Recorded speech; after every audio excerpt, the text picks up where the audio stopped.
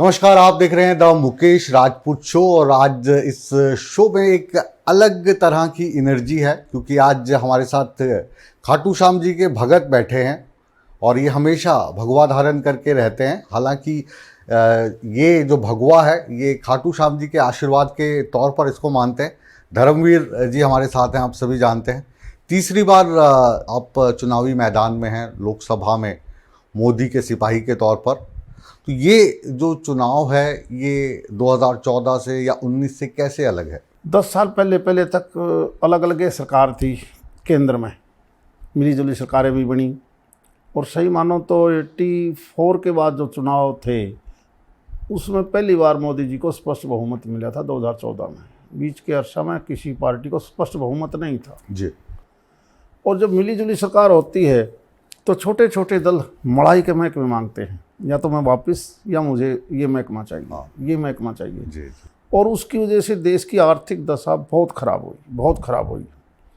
मुझे आज भी याद है, आप 2012-13 का बजट अगर देखोगे, जो कांग्रेस का आखिरी बजट था, वो मुश्किल से 18-19 लाख करोड़ रुपए का था, केंद्र का बजट।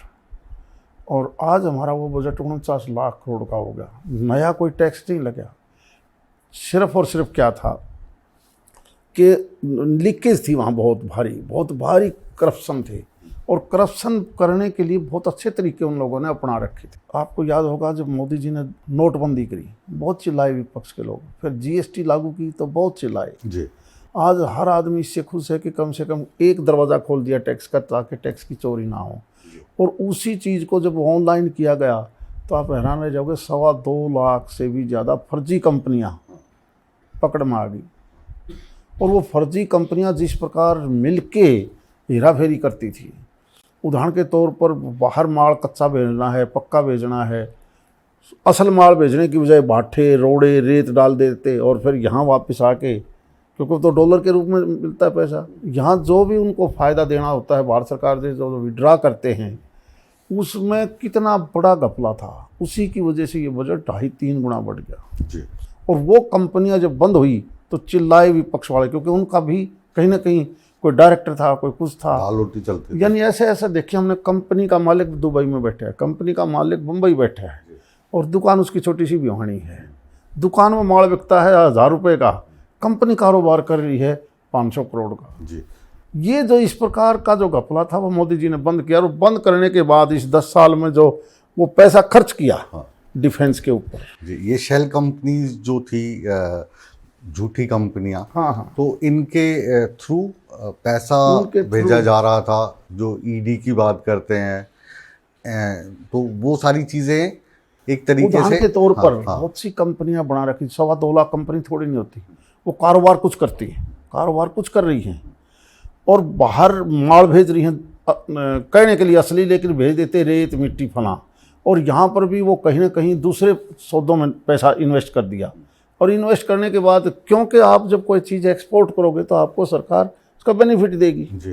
वो बेनिफिट झूठा ले लिया और यहाँ पर लोगों को बेवकूफ़ बना के उस पैसे को अनाप शनाप कहीं दूसरे धंधों में लगा दिया, तीसरे में लगा दिया। एक सोसाइटी एक्ट ऐसी है, सोसाइटी एक्ट और कंपनी एक्ट, ये जो लोग कंपनी बनाते हैं, कंपनी का मालिक कहीं होगा, दुकान मिलेगी आपको दादरी में, लोगों को लूट लेंगे और उसका बहुत बड़ा बुरा असर पड़ा। वो जो सारा पैसा है उसी पैसे से हमने, माननीय मोदी जी ने इकट्ठा किया। नेशनल हाईवे, रेलवे की, अब देखोगे 2030 तक तो सारा रेलवे का इंफ्रास्ट्रक्चर ही बदल जाएगा। डिफेंस में हम कभी बॉर्डर पर जाते थे, मैं उस कमेटी में रहा हूँ, हमें 10 दिन लग जाते थे बॉर्डर पर जाते वक्त। चाइना की फौज ऊपर बैठी थी हमारे, आज हमारे भी बेस बन गए, आज हमारी कनेक्टिविटी क्या बढ़िया बेहतर बना दी। तो ये जो पैसा है कहीं ना कहीं मेडिकल कॉलेज सारे देश में, प्रदेश में, हेल्थ के अंदर आयुष्मान कार्ड, यानी, और अब तो एक टारगेट कर दिया कि 70 साल का भी उसमें शामिल हो जाएगा गरीब आदमी। 2047 तक ये देश विकसित देश कैसे बने, ताकि हर आदमी विदेशों की तरह हमारा भी हेल्थ में भी फायदा उठा सके, घर से पैसा ना लगे, सोशल सिक्योरिटी हो जाएगी। सोशल सिक्योरिटी हम देखो ना, 80 करोड़ आदमियों को 5 किलो तक का अनाज। हमने किसी ने पता ही नहीं था कि पहले ये जो मुआवजा किसानों को मिलता है, 10 साल पहले नहीं पता था कि इतना भारी मुआवजा भी मिल सकता है। यही नहीं, आप देखोगे हमारे यहाँ पेंशन थी पहले जो कांग्रेस गई तो 650 लास्ट में 1000 किया था, जो 3000 होगी, तो पैसा तो वहीं से आया है, जी नया कोई टैक्स नहीं है। आप रोड इंफ्रास्ट्रक्चर देखोगे, आप इंडस्ट्री की तरफ देखोगे, हम दिल्ली के एनसीआर में हैं, और एनसीआर में होने के कारण आने वाले टाइम पर यहाँ बहुत बड़ा हमें फ़ायदा मिलेगा कनेक्टिविटी बढ़िया होने पर, ताकि हम यहाँ पर इंडस्ट्री ला सकें। जी। मतलब बहुत कम मिनिस्टर्स या सांसद ऐसे मिलते हैं जो इन चीज़ों की जानकारी रखते हैं। आपने बताया कि जो शेल कंपनीज हैं वो किस तरीके से देश को लूट रही थी। दूसरा जो विपक्ष मुद्दा बनाता है जीएसटी में जो हमारा देश है वो अब जीएसटी कलेक्शन में बहुत अच्छा पैसा अर्जित कर रहा है। तो जीएसटी के भी आपकी नज़र में अगर फ़ायदे हैं तो वो हमें समझाइए। देखिए, पहले टैक्सेस थे, उनके गेट अलग अलग थे, तरीके अलग अलग थे पैसे लेने के। सारे सेंटर का एक जीएसटी बन गया, स्टेट के हिसाब से सारा। और ये आज से नहीं है, ये कांग्रेस के टाइम पर उनकी भी डिमांड थी, लेकिन उन्होंने देखा वो कर तो पाए नहीं। करते वो इसलिए नहीं कर पाए कि वो सेल कंपनियां उनकी ज़्यादा थी, वो करते तो उन्हीं को नुकसान था। हाँ। और मान लिया आप इस गेट से आए हो, हाँ। हम कोई दुकान कर रखी है हमने किसी चीज़ की, उसके 4 गेट खोल दो, तो मालिक को तो नहीं पता चलेगा कहाँ से आया, कौन ले गया कौन नहीं। अब जब एक दरवाज़ा हो गया तो सारा ऑनलाइन कहीं ना कहीं आधार कार्ड से लिंक होगी सारी चीज़। अब वो पैसे की हेराफेरी कर ही नहीं पाता, इसीलिए ये बजट बढ़ा है। तो राजीव गांधी जी कहते थे कि पैसा तो हम भी बहुत भेजना चाहते हैं, लेकिन मैं भेजता 1 रुपया हूँ, पहुँचते 15 पैसे। आप भी कांग्रेस में ही बिल्कुल था रहे हैं, और तो वो जो 15 पैसे उस वक्त राजीव गांधी जी के समय में या कांग्रेस के समय में मिलता था जिसको वो भेज रहे हैं, तो आज की तारीख में 100 रुपये भेजते हैं आप तो कितने पैसे मिल जाते हैं? जैसे किसी को आप पेंशन दोगे, डायरेक्ट उसके खाते में आएगा। किसान को जो पैसा मिल गया उसके खाते में जाने लग गया। जो गरीब को अनाज है वो सारा का सारा ये कर दिया, ऑनलाइन कर दिया। पहले जो सिस्टम था वो सिस्टम बदल दिया। जब डायरेक्ट बेनिफिशरी को, किसी प्रकार का भी बेनिफिशरी है, उसको पैसा सीधा देने लगी सरकार, हर वर्ग को। किसान है, मजदूर है, ओबीसी है, बीसी है, और जो कारीगर है, इन सब को अलग अलग सिस्टम बना दिए। कोई वर्ग ऐसा छोटा नहीं है जिसको डायरेक्ट बेनिफिशरी को पैसा ना दिया हो। जी। अभी जो नोटबंदी हुई, तो नोटबंदी को लेकर विपक्ष हमेशा निशाना साधता रहता है कि लाइनों में लगवा दिया मोदी जी ने, लेकिन उसका फ़ायदा नहीं हुआ। आपकी नज़र में उसका भी फ़ायदा हुआ? बहुत बड़ा फ़ायदा हुआ। जिसके पास 1 नंबर का था उसने तो बदलवा लिया अपना, जिसके पास 2 नंबर का था वो हड़बड़ा गए। उन्होंने फिर किसी ने तो पैसा कहीं फेंका, किसी ने कहीं फेंका, और अब भविष्य में जलाए भी। अब बहुत बड़ा जब सारा हिसाब किताब घर का आ गया, हमारा देश घर है, परिवार है, पता लग गया कि कितना 2 नंबर का है।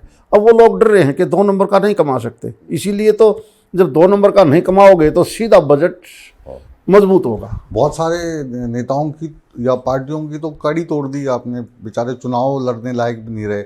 नोटबंदी कर दी, सारे पैसे अब ख़त्म हो गए, उससे भारतीय जनता पार्टी को भी फ़ायदा पहुंच गया। नहीं, देखो ऐसा है, चुनाव में ये जो ज़्यादा खर्च है, ये चुनाव में जो जिस प्रकार से शराब का बांटना, पैसे बांटना, ये हमारे डेमोक्रेसी के लिए बहुत बुरी बात है।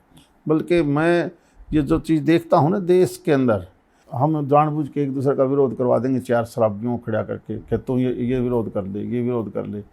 हमारा शांति प्रिय देश है। शांति प्रिय देश में शराब का बांटना, पैसे बांटना, उस पैसे से वोट खरीदना, वो एक वोटर को लालच तो दे देता किसी बड़े ठोंडे को, लेकिन उसका आगामी दूरगामी परिणाम बहुत गंदा निकलता है। आप नहीं बांटते शराब या पैसा? नहीं, आप क्या लालच देते हो वोटर को? हम अपनी बात तो बिल्कुल सीधी बताते हैं। मुझे आज भी याद है, जब भी मैं चुनाव लड़ता हूँ, मैं यहाँ से सोना जब गया तो मैंने कहा भाई मेरे पास कुछ नहीं है, वोट दोगे आपकी सेवा करूँगा, नहीं दोगे तो मैं सेवा नहीं कर पाऊँगा, जिसको जितना चाहो देता हूँ।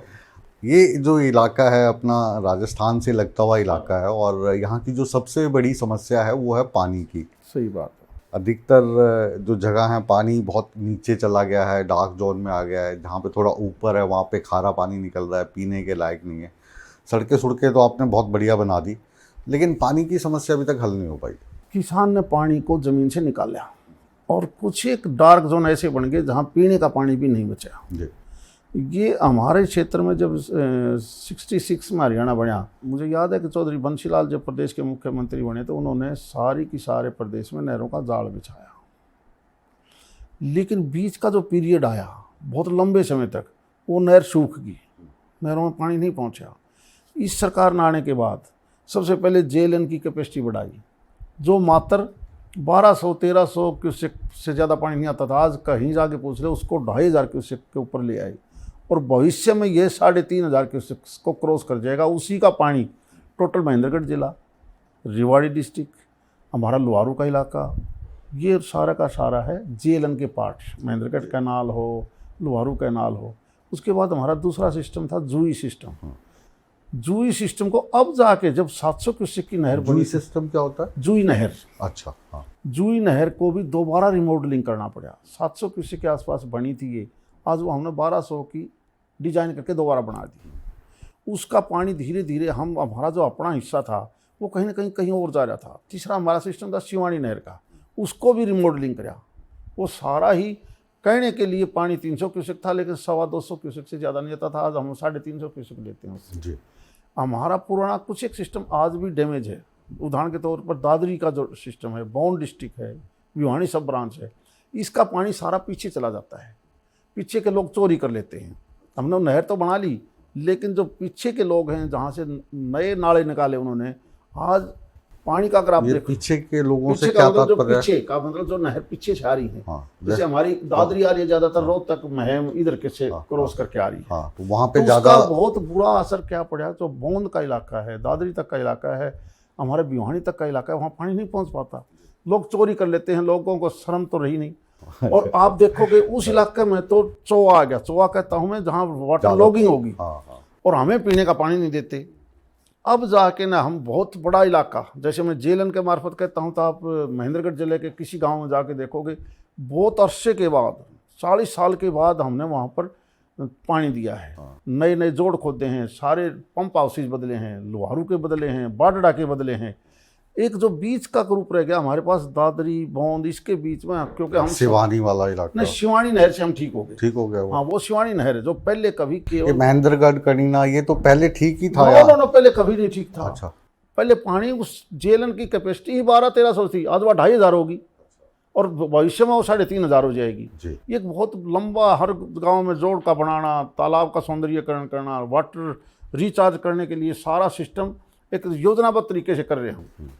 और छोटे छोटे टुकड़ों में 90% छोटे जो जमींदार हैं वो मिलके क्लस्टर के तौर पर अगर पानी लेंगे तो ड्रिप इरिगेशन या स्प्रिंकलर सेट के तहत 90% से भी ज़्यादा पैसा सब्सिडी का सरकार देती है। जी, ये लोकतंत्र है, हमारे देश की खूबसूरती है। यहाँ पे सरपंच काम करते हैं, एमएलए काम करते हैं, सभी का काम करने का दायरा अलग अलग होता है। लेकिन जैसे जब वोट डालने जाता है तो वोटर सांसद से भी सवाल पूछता है कि आपने मेरे इलाके के लिए क्या किया। बहुत सारी चीज़ें जो हैं, क्योंकि आप तो केंद्र में जाते हैं। जो हरियाणा सरकार है ये दावा करती है कि हमने आखिरी टेल तक पानी पहुंचा दिया है। हर जगह नहीं, कुछ जगह बाकी है। अच्छा। और जो आप पंचायतों वाली बात कर रहे हो, ये सही है कि सरकार ने करप्शन बंद करने के लिए एक तरीका अपनाया था कि पोर्टल चला के इसको लीगली करो, टेक्निकल स्टाफ को भी स्ट्रेंथनिंग करो। उससे पैसा हम नहीं खर्च कर पाए, तो मेरी माननीय मुख्यमंत्री नायब सैनी जी से बात हुई थी। उन्होंने कहा कि इसको हम दोबारा से सुधार करके इस प्रकार का करेंगे कि सारा का सारा पैसा ये पंचायतें अपने लेवल पर खर्च कर सकें, ताकि स्पीड बढ़े। क्योंकि जब हम कोई नई नई स्कीम दे देते हैं तो उससे हम इतने ज़्यादा अभी तक पढ़े लिखे नहीं बने हैं। बिल्कुल। ऑनलाइन करना, पोर्टल पर ये चढ़ाना, अपलोड करना, उसकी वजह से हमें 2-4 जगह नुकसान हुआ। तो नई सरकार ने अभी नायब सैनी जी से हमारी बात हुई थी कि इस चीज़ को हम सुधार लेंगे जी, ताकि सारा पैसा खर्च हो। ये जो इलाका है भिवानी का, ये फौजियों का इलाका माना जाता है, पुलिस वालों का इलाका माना जाता है। बहुत सारे फौजी भिवानी में से जाते हैं। दिल्ली पुलिस में भी कहें तो हरियाणा के ही ज़्यादा पुलिस वाले दिखेंगे। तो अभी जो एक योजना अपनी आई सेना को लेकर कि 4 साल के लिए नौकरी मिलेगी, उस योजना का युवाओं में क्या इम्पैक्ट है?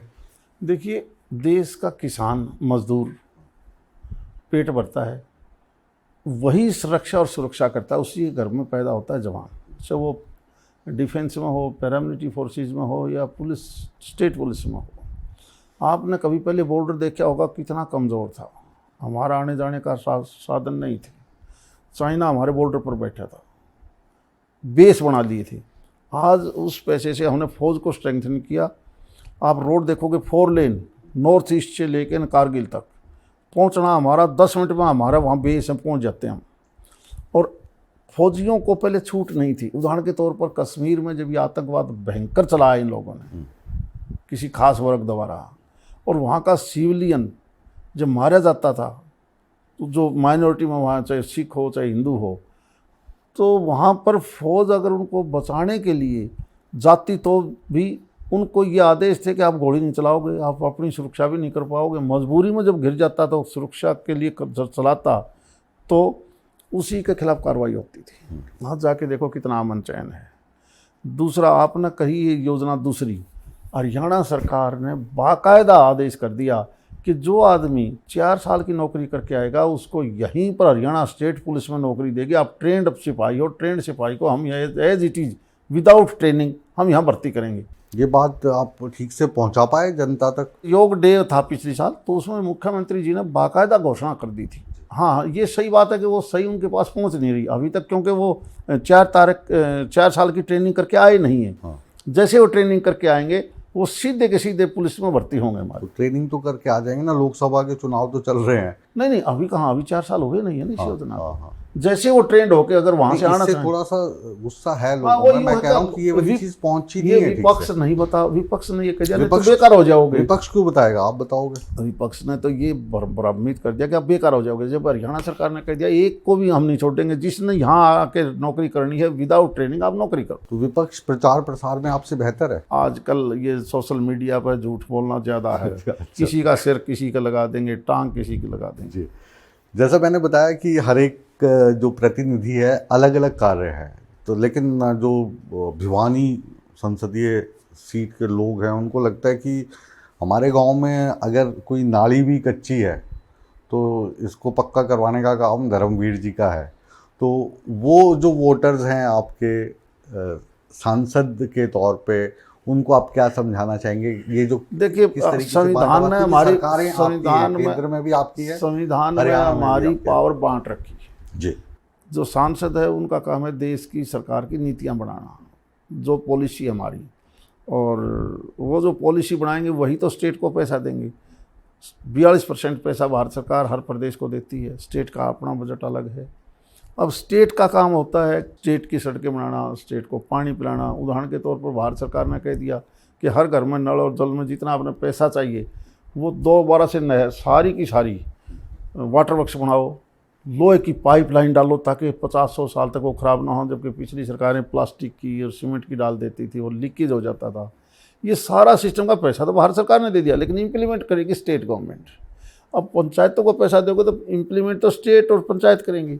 भारत सरकार का सांसद का ये काम नहीं बचता कि ये गली भी मैं बनवाऊंगा। हम अपना बजट दिलवा सकते हैं स्टेट को, और स्टेट बजट देगा नीचे। ये एक सिस्टम है। और क्योंकि पिछले 2 साल एक हमारे देश दुनिया में ऐसे भी आए जब कोविड की वजह से हर आदमी डिस्टर्ब था, उसमें सारे मुंह के पट्टी बांध रहे थे। उसके बावजूद अगर आप देखोगे हमने तो हमारा सांसद का जो कोटा था भारत के प्रधानमंत्री जी ने सब ले लिया था।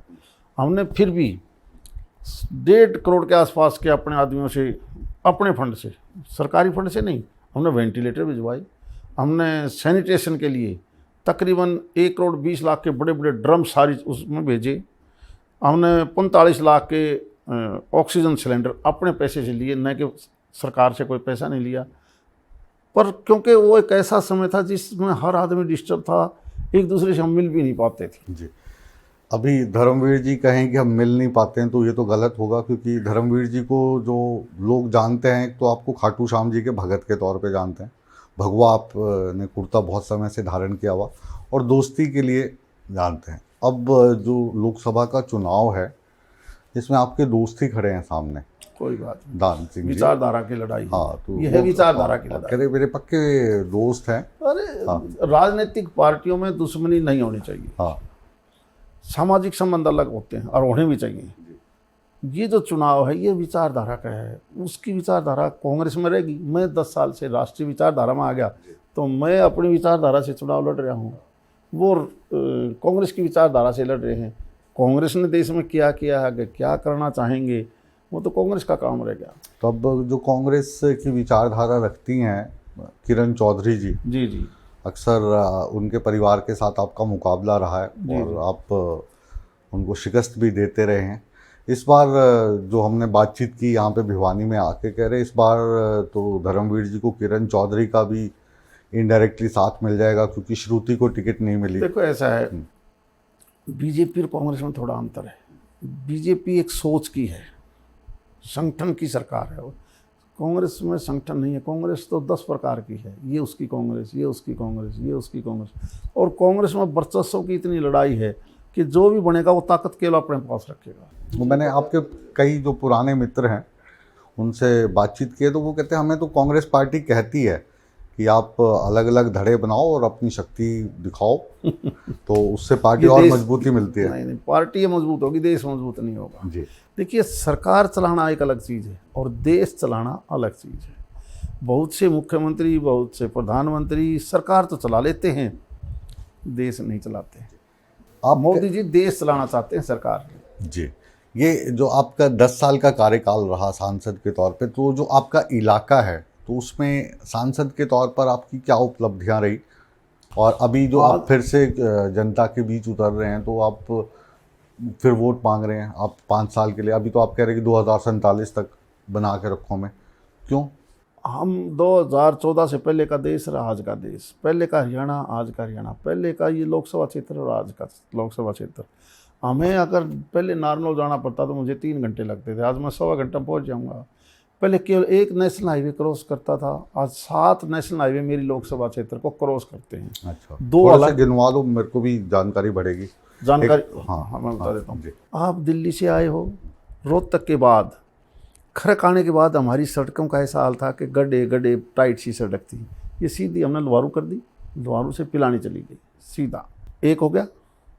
दूसरी सड़क जो 148 भी चलती है नारनौल से, और वो महेंद्रगढ़, भिवानी से होके आंसी, अभी काम भी चल जाओगा, देखा होगा अपन बाईपास से।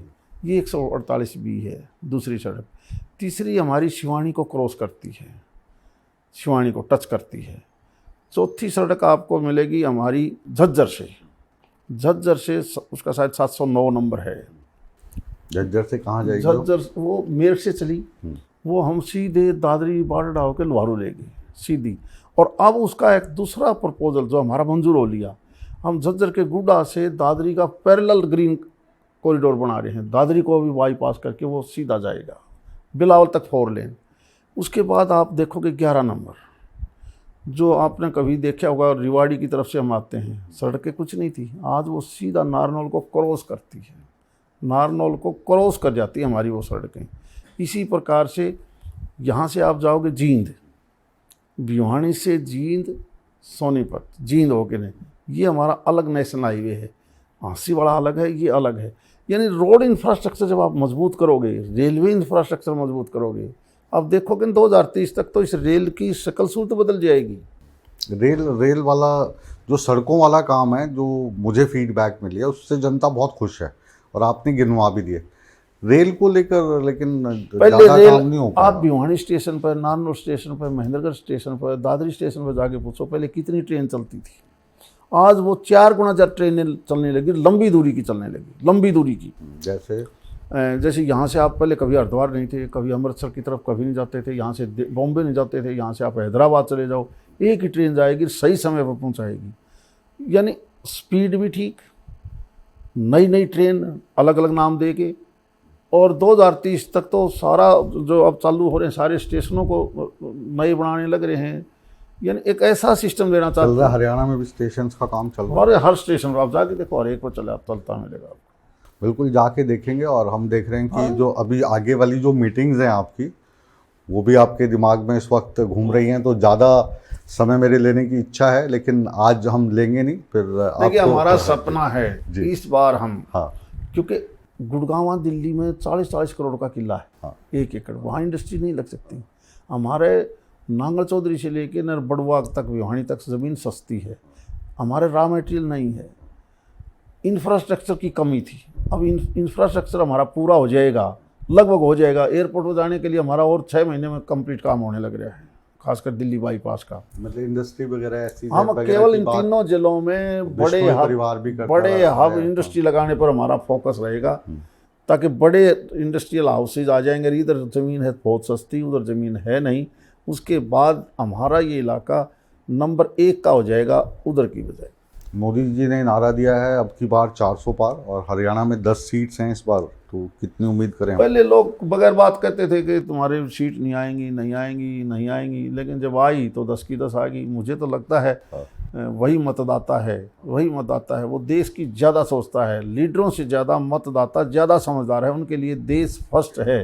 देश ही नहीं रहेगा तो हम कहाँ रहेंगे। बहुत बहुत शुक्रिया, आपने अपने कीमती समय में से समय निकाला और हमारे तमाम खट्टे मीठे कड़वे सवालों का आपने जवाब दिया। हमारी शुभकामनाएं आपके साथ, बहुत बहुत शुक्रिया। तो बहरहाल आज का द मुकेश राजपूत शो अब हम यहीं पर समाप्त करते हैं, लेकिन आप कहीं मत जाइए, बने रहिए हमारे साथ, क्योंकि इस शो के बाद भी सूर्य समाचार पर खबरों का सिलसिला लगातार जारी रहेगा। बने रहे हमारे साथ।